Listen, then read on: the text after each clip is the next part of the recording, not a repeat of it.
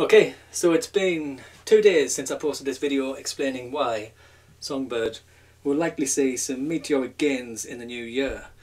The video consists of this spreadsheet. It's quite a simple walkthrough of why this amount of value being minted into S assets on the Songbird network would take the price from the current price today all the way up to predicted prices later in the new year. I won't go through this properly. It's been updated today with today's prices and stuff, and it hasn't really changed the price, so there's no point going through it.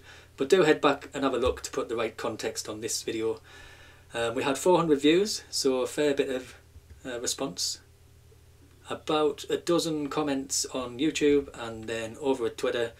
This is my Twitter handle, drumlaw365. There was a fair bit of conversation just asking.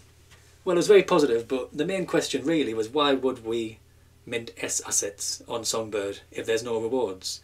And within the conversation we got this little nugget of joy from Ash W. So thank you XRP Monk for sharing within the conversation. Basically, Ash W here, if you don't know him, he goes by Banker DeFi on Twitter, and he's very well respected. He puts out these amazing reports, which is shared by Flair, shared by Hugo Fillion, so it's kind of fact checked in that sense.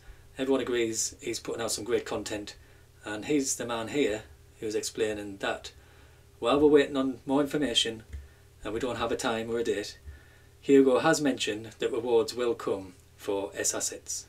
So still a bit of a grey area, but super positive. That actually creates a demand for people coming to Songbird with S assets.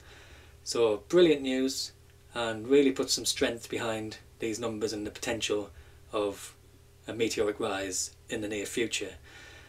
In the conversation on Twitter we did have a few thoughts on why we could see strong support of S assets anyway. Obviously any assets that come to the network will be used in different DeFi situations.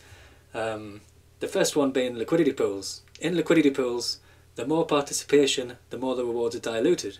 So if there wasn't a massive amount of S assets, then those guys or those assets would earn a bigger reward in those liquidity pools. So I believe there will be a kind of sweet spot there where even if the participation isn't massive, they could provide rewards that match what you earn on Flare with F assets. So it gets interesting, and only time will tell. We'll have to learn together what sort of rewards will come out of that. One more thing that is rarely talked about is that S assets and F assets will have delegation votes. So potentially signal providers could be doing incentives to try and get those votes as well. So there are reasons, even if the rewards aren't incredible or in line with Flare rewards, for us to participate, to get those assets in and bump up the price with these sorts of volumes and see these sorts of gains. Like I said in the first video, even if we don't see these sorts of gains, just a percentage of them does look pretty incredible. There's a lot of margin there for me to be wrong and still see massive gains in the Songbird price.